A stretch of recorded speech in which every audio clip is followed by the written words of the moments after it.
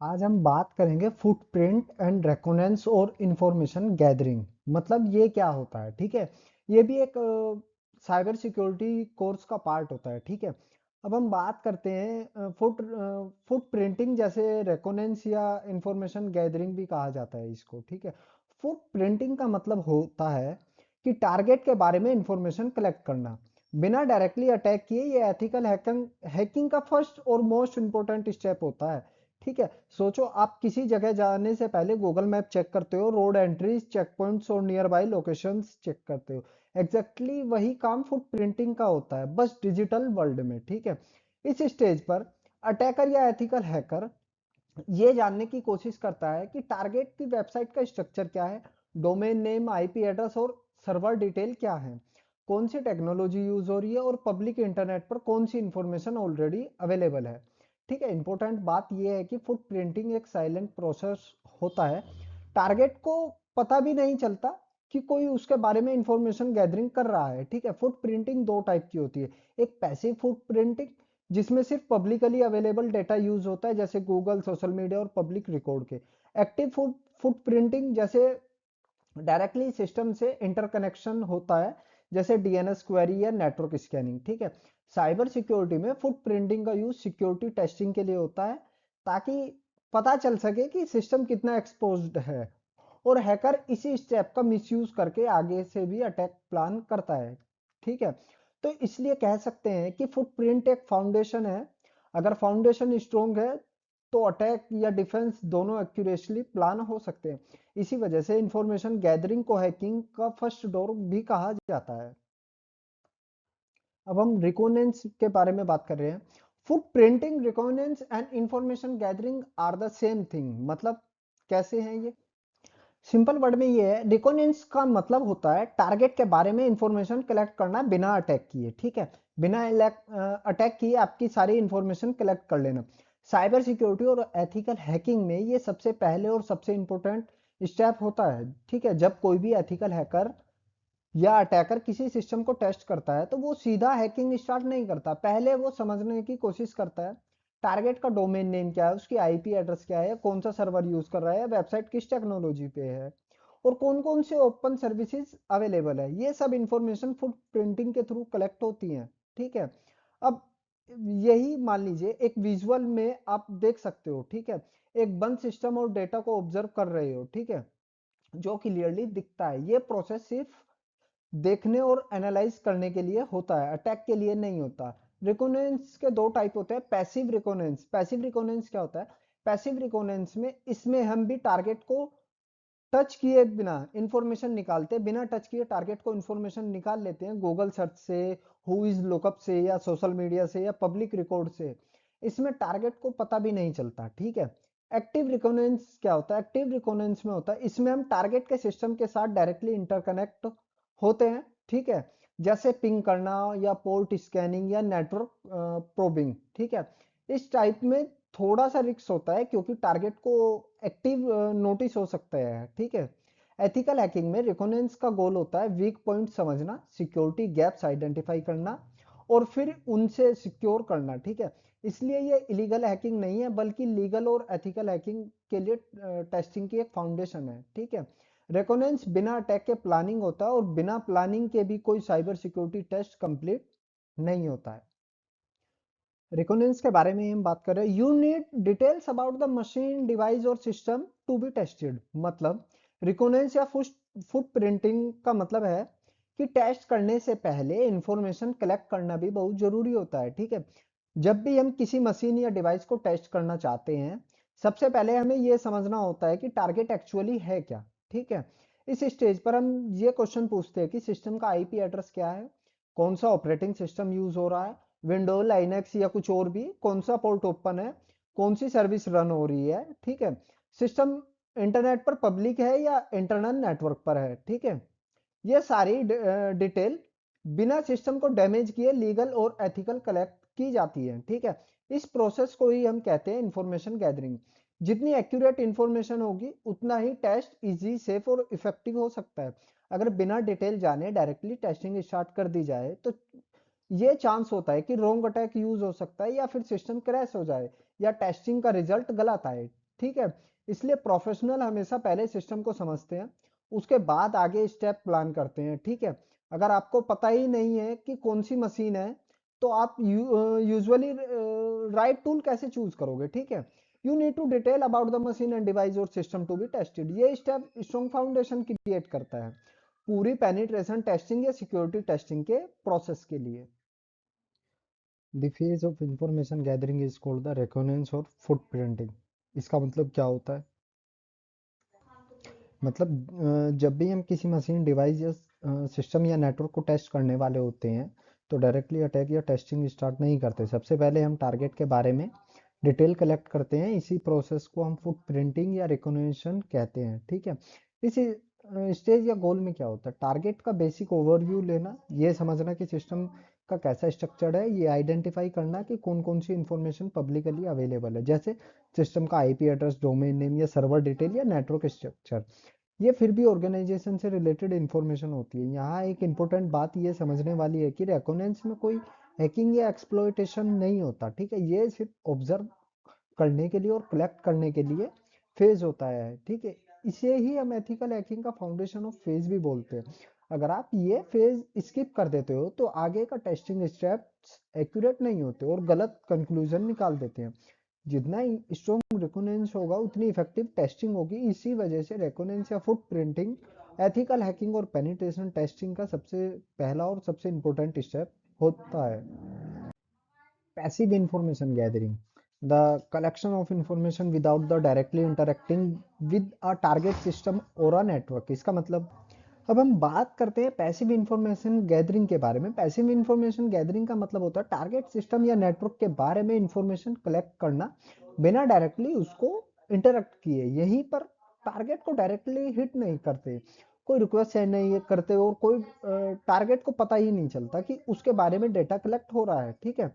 तो इस प्रोसेस में हम पब्लिकली अवेलेबल जो भी सोर्स यूज करते हैं, जैसे किसी वेबसाइट, सर्च इंजन या पब्लिक डेटाबेस से, सोशल मीडिया प्लेटफॉर्म और डीएनएस रिकॉर्ड से। एग्जांपल के लिए अगर हम किसी वेबसाइट के बारे में जानना जानना है, तो हम गूगल सर्च या डोमेन डिटेल या आईपी एड्रेस, सर्वर टाइप या ऑर्गेनाइजेशन के नाम से निकाल लेते हैं। इसी तरह सोशल मीडिया या एम्प्लॉयज के नेम या ईमेल फॉर्मेट या कंपनी के स्ट्रक्चर से आइडिया मिल जाता है, बिना डायरेक्टली कंपनी के सिस्टम को टच किए, ठीक है। पैसिव इंफॉर्मेशन गैदरिंग का सबसे बड़ा एडवांटेज यही होता है कि ये सेफ होता है और ट्रेस होने का रिस्क भी नहीं होता हमें, ठीक है। इसी वजह से साइबर सिक्योरिटी और एथिकल हैकिंग में रेकोनेंस का ये पहला और बहुत इंपॉर्टेंट फेज माना जाता है, क्योंकि हम इसमें ट्रैकिंग या ऐसा कुछ होने से बच जाते हैं। अब हम पैसिव इंफॉर्मेशन गैदरिंग के सोर्सेज की बात करते हैं। पहला source, websites, social media, job sites या हुईज रिकॉर्ड, ठीक है। सबसे पहले अब हम बात करते हैं वेबसाइट के सोर्स की, ठीक है। टारगेट ऑर्गेनाइजेशन का ऑफिशियली वेबसाइट की हमें काफ़ी इंपॉर्टेंट इंफॉर्मेशन निकाल सकते हैं, ठीक है। जैसे कि कंपनी का domain name, service, contact detail, email format, technology used और कभी कभी सब डोमेन भी, या ये सब इंफॉर्मेशन पब्लिकली अवेलेबल होती है, ठीक है। इसलिए हमें इसे टारगेट को डायरेक्टली इंटरेक्शन का पता चलता है, ठीक है। सोशल मीडिया जैसे लिंक्डइन, ट्विटर, फेसबुक या इंस्टाग्राम पर एम्प्लॉयज की प्रोफाइल मिल जाती है। यहीं से हम एम्प्लॉयज के name, job role, company structure, work culture और कभी कभी इंटरनल टूल्स के हिंट से भी मिल जाती है। ये इंफॉर्मेशन अटैकर के लिए काफ़ी यूजफुल होती है, लेकिन ये सब डायरेक्टली टारगेट को बिना कॉन्टेक्ट किए कलेक्ट की जा सकती हैं, ठीक है। उसके बाद आ जाता है जॉब साइट्स। जॉब पोर्टल पर जैसे ही job posting company current requirement के हिसाब से पता चलती है। इसे हम समझते हैं कि कंपनी कौन कौन सी टेक्नोलॉजी यूज कर रही है, जैसे पाइथन, जावा, एडब्ल्यूएस, लिनक्स या कोई स्पेसिफिक सिक्योरिटी टूल। जब डिस्क्रिप्शन से इंटरनल इंफ्रास्ट्रक्चर के बारे में भी क्लू मिल जाता है कि कंपनी में अंदर चल क्या रहा है। अब यहाँ पे आ जाता है लास्ट, हुईज रिकॉर्ड से हम डोमेन का ओनरशिप डिटेल मिल जाती है, जैसे डोमेन रजिस्टर या registration date, expiry date, name of server और कभी कभी एडमिन ईमेल आईडी भी। ये इंफॉर्मेशन नेटवर्क फुट प्रिंटिंग के लिए काफ़ी इंपॉर्टेंट होती है। तो ओवरऑल यही है कि सारे सोर्सेज पैसिव इंफॉर्मेशन गैदरिंग का पार्ट होते हैं, जहां हम बिना टारगेट सिस्टम को टच किए सिर्फ पब्लिक डेटा यूज करके मैक्सिमम इंफॉर्मेशन कलेक्ट कर सकते हैं। अब हम यहाँ पे बात करते हैं ओपन सोर्स इंटेलिजेंस, ठीक है। O S I N T जिसको हम बोलते हैं, O S I N T का मतलब होता है पब्लिकली अवेलेबल सोर्सेज से इंफॉर्मेशन कलेक्ट करना। यानी ऐसी इंफॉर्मेशन जो ओपनली इंटरनेट पर अवेलेबल हो बिना किसी हैकिंग या इलीगल एक्सेस के।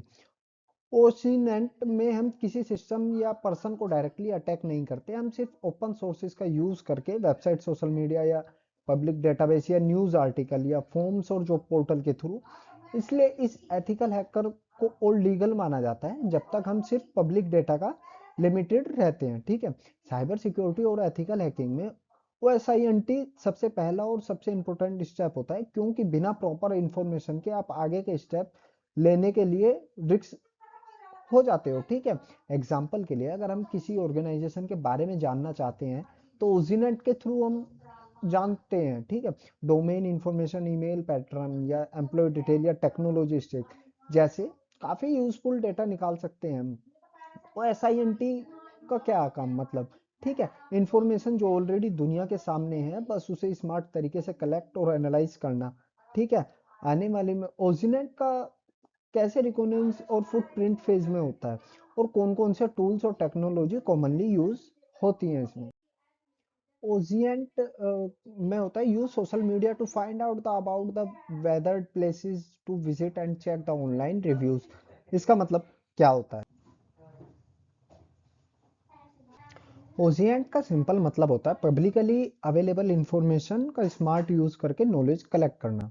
आज के टाइम में सोशल मीडिया सिर्फ एंटरटेनमेंट के लिए नहीं है बल्कि इंफॉर्मेशन के लिए एक पावरफुल सोर्स भी माना जाता है, ठीक है।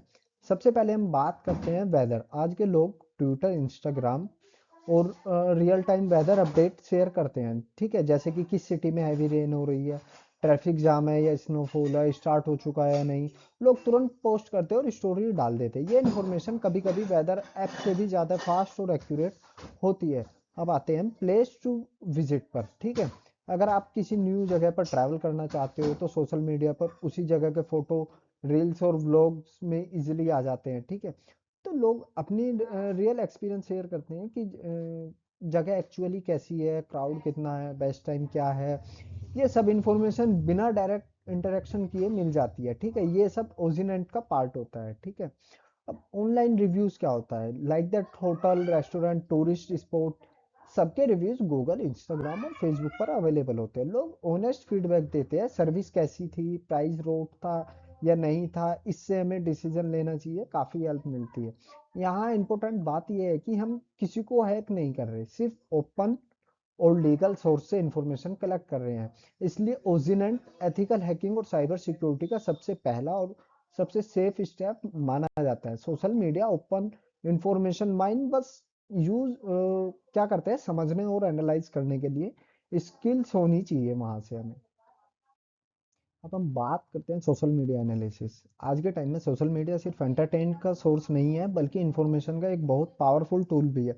सोशल मीडिया एनालिसिस का मतलब होता है कि किसी पर्सन या ऑर्गेनाइजेशन या टॉपिक के बारे में पोस्ट, कमेंट, लाइक और शेयर और एक्टिविटी को एनालाइज करना है, ठीक है। इससे हम ये समझते हैं में मदद मिलती है कि कोई और यूजर किस टाइप की कंटेंट पोस्ट करता है, किस टाइम एक्टिव रहता है और किस चीज में इंटरेस्ट दिखाता है। साइबर सिक्योरिटी और इन्वेस्टिगेशन के फील्ड में सोशल मीडिया एनालिसिस का use background check, behaviour understanding और डिजिटल फुटप्रिंटिंग आइडेंटिटी करने के लिए आ जाता है, ठीक है। सोशल मीडिया एनालिसिस जब हम ऑनलाइन दुनिया में क्लूज को समझना और कनेक्ट करने में हमें यह हेल्प करता है।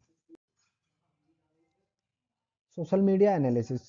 Using social media, ethical hacker might be search a company social media's account for information gathering like employee's name, job title, and even hints about the software they use. अब हम बात करते हैं सोशल मीडिया एनालिसिस के बारे में। ये topic cyber security और एथिकल हैकिंग के पॉइंट ऑफ व्यू से काफ़ी इंपॉर्टेंट होता है। सोशल मीडिया एनालिसिस का मतलब होता है कि सोशल मीडिया प्लेटफॉर्म से यूज होने वाली इंफॉर्मेशन कलेक्ट और एनालाइज करना, जैसे फेसबुक, इंस्टाग्राम, लिंक्डइन, ट्विटर या किसी भी पब्लिक प्लेटफॉर्म पर अवेलेबल डेटा। एथिकल हैकर और cyber security professional social media का यूज करते हैं इंफॉर्मेशन गैदरिंग के लिए, स्पेशली रिकॉनेंस फेस में होता है। एग्जाम्पल, किसी कंपनी का सोशल मीडिया अकाउंट को एनालाइज करते हैं हम ये जान सकते हैं कि कंपनी के एम्प्लॉयज कौन है, उनका जॉब टाइटल क्या है, कौन से एम्प्लॉयज किस डिपार्टमेंट में काम करते हैं, और कभी कभी उनके पोस्ट से भी हिंट मिल जाती है हमें कि कौन सा सॉफ्टवेयर टूल या टेक्नोलॉजी कंपनी यूज कर रही है।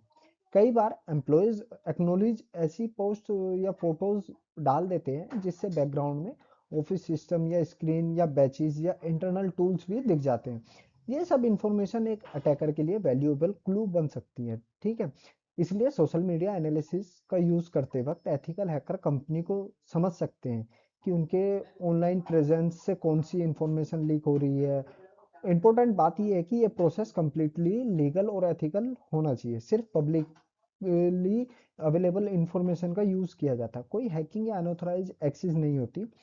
फाइनली सोशल मीडिया एनालाइज का मेन गोल होता है रिस्क आइडेंटिफाई करना, अवेयरनेस क्रिएट करना और ऑर्गेनाइजेशन का ओवरऑल सिक्योरिटी इंप्रूव करना। इसलिए साइबर सिक्योरिटी में सोशल मीडिया एनालाइज एक पावरफुल रेकोनेंस टेक्निक मानी जाती है, ठीक है, जिससे हम कंपनी की या किसी भी व्यक्ति की हम पूरी डिटेल निकाल सकते हैं, उसका बैकग्राउंड नेचर भी। Whois lookup? The Whois database is an online tool that allow to visitor to look up the detail about the target website। मतलब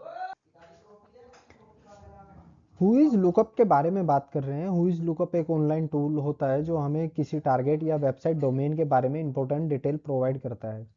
जब आप किसी वेबसाइट या डोमेन में हुईज टूल से सर्च करते हो तो पता चलता है कि ये वेबसाइट किसके नाम से रजिस्टर है, कब रजिस्टर हुई और कौन सी डोमेन से रजिस्टर हुई। हुईज डेटाबेस मेनली इंफॉर्मेशन डेटा के लिए काम आती है, डोमेन या ओनर के ऑर्गेनाइजेशन के नेम के लिए, रजिस्ट्रेशन डेटा और एक्सपायरी डेट के लिए, ठीक है, और रजिस्टर डिटेल के लिए। कभी कभी ईमेल एड्रेस या कंट्री की लोकेशन भी दे देता है ये, ठीक। एथिकल हैकिंग और रेकोनेंस फेस में हुई लुकअप का यूज काफी इंपॉर्टेंट है, क्योंकि बिना डायरेक्टली टारगेट किए सिस्टम को टच किए हम पब्लिकली अवेलेबल इंफॉर्मेशन कलेक्ट कर सकते हैं। एग्जांपल, अगर किसी वेबसाइट की डोमेन बहुत पुरानी है तो इसका मतलब हो सकता है कि ऑर्गेनाइजेशन वेल स्टेब्लिश है, और अगर डोमेन रिसेंटली रजिस्टर हुई है तो वो एक न्यू प्रोजेक्ट या टेम्परेरी सेटअप भी हो सकता है।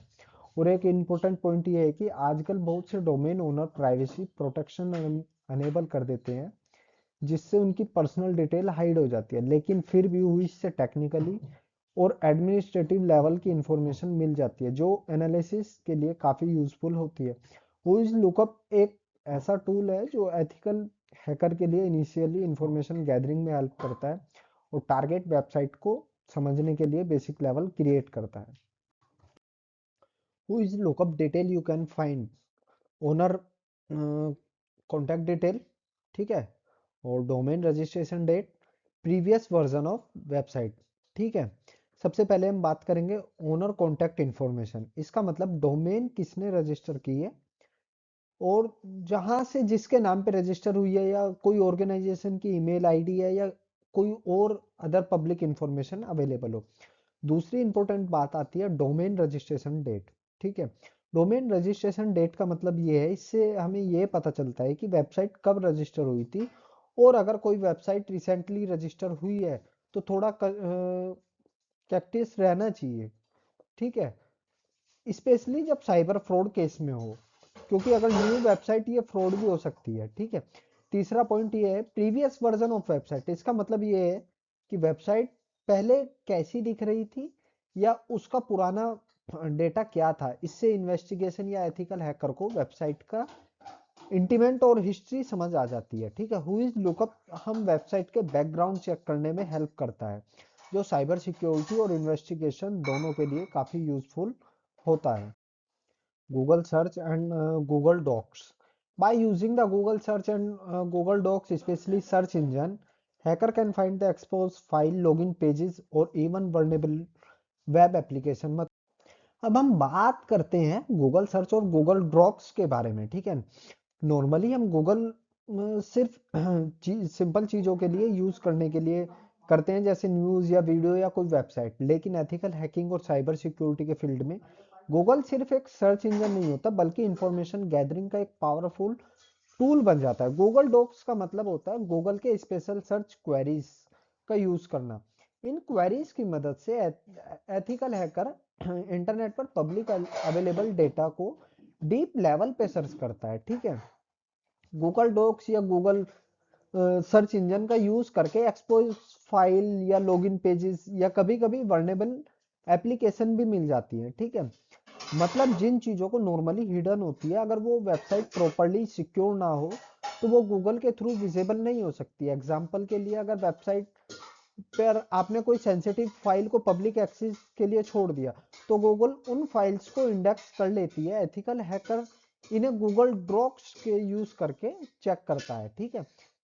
क्या कोई कॉन्फिडेंटली डेटा एक्सीडेंटली पब्लिकली हो गया है या नहीं। यहाँ एक इम्पोर्टेंट बात ये है कि गूगल डॉक्स का सिर्फ यूज एथिकल हैकर और लीगल पर्पस के लिए किया जाता है। एथिकल हैकर इन टेक्निक्स का यूज करके सिक्योरिटी टेस्टिंग के लिए यूज करता है ताकि वर्नेबिलिटी को पहले ही आइडेंटिफाई करके फिक्स कर सके।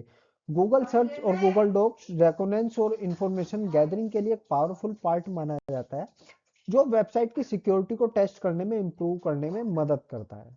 अब हम बात करते हैं ईमेल फुटप्रिंटिंग की। Ethical hacker might looks for a email address associate with the target and then use a tool to find the related information. मतलब ईमेल फुटप्रिंटिंग का मतलब होता है कि टारगेट के साथ जुड़ी हुई ईमेल एड्रेस को आइडेंटिफाई करना और उससे रिलेटेड इंफॉर्मेशन कलेक्ट करना। एथिकल हैकर इस फेज में सबसे पहले ये देखता है कि टारगेट ऑर्गेनाइजेशन या सिस्टम के साथ कौन कौन सी ईमेल आईडी लिंक है। ये ईमेल कंपनी की वेबसाइट, कॉन्टैक्ट पेज या पब्लिक प्लेटफॉर्म पे मिल सकती है या नहीं मिल सकती। जब ईमेल एड्रेस मिल जाता है तो एथिकल हैकर डिफरेंट टूल्स का यूज करके उन ईमेल से रिलेटेड एक्स्ट्रा इंफॉर्मेशन निकालता है, जैसे कि ईमेल किस डोमेन से लिंक है या ईमेल कहीं और पब्लिक यूज हो रही है, ठीक है। इसमें मेन पर्पस होता है टारगेट का कम्युनिकेशन को स्ट्रक्चर को समझना ताकि आगे की सिक्योरिटी टेस्ट हो सके, स्टेप प्रॉपर्ली प्लान किया जा सके। इंपॉर्टेंट बात यह आती है ईमेल फुटप्रिंटिंग सिर्फ इंफॉर्मेशन कलेक्शन के लिए नहीं होती, इसमें डायरेक्टली किसी सिस्टम को हार्म नहीं किया जाता। यह फेज एथिकल हैकिंग के लिए एक इंपॉर्टेंट हिस्सा है जो आगे की टेस्टिंग प्रोसेस को और इजी स्ट्रक्चर्ड बना देता है। Job posting and resume. Ethical hacker could gain the insight into the software and system user at the target organization by studying these government documents. मतलब जॉब पोस्टिंग और resume का role समझते हैं रिकॉग्निजेंस information gathering context में। सबसे पहले समझना जरूरी है कि जॉब पोस्टिंग और रेज्यूमे पब्लिक इंफॉर्मेशन होती है जो अक्सर कंपनियों की वेबसाइट या जॉब पोर्टल पर ओपनली अवेलेबल रहती हैं, ठीक है।